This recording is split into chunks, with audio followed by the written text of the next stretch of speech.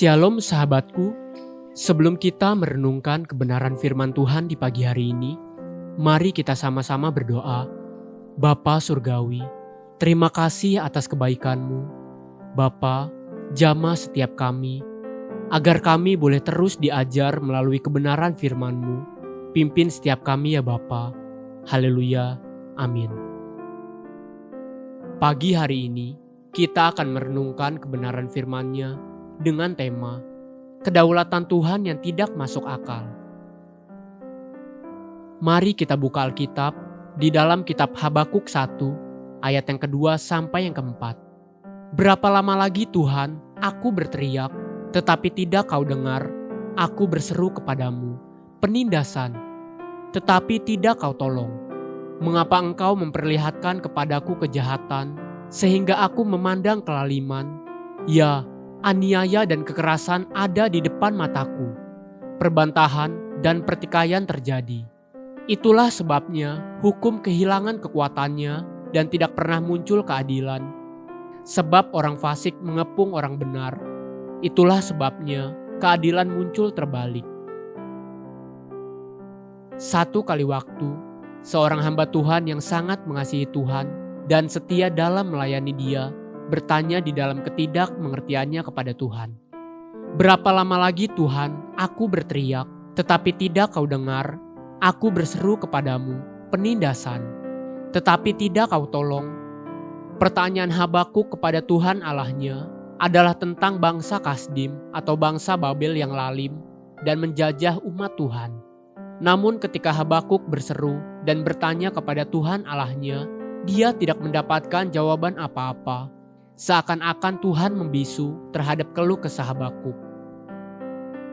Kemudian, sesuatu bahkan yang menjadi lebih mengherankan lagi, ketika pada akhirnya Tuhan menjawab Habakuk, Tuhan menjawabnya dengan jawaban demikian. Habakuk 1 ayat yang kelima sampai yang ketujuh.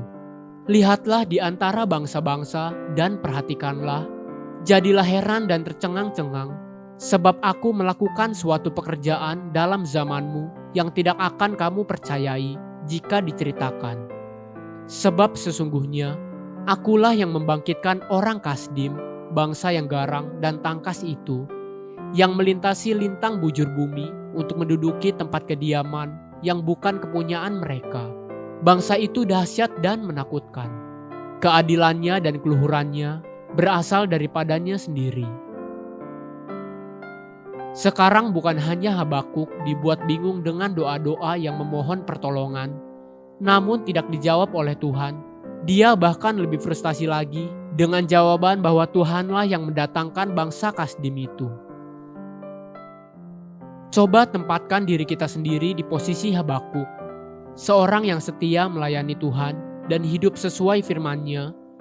Namun ketika dia melihat kelaliman yang dikerjakan oleh orang-orang yang tidak mengenal Tuhan, justru Tuhan sendiri berkata, akulah yang mengirim mereka kepada bangsamu.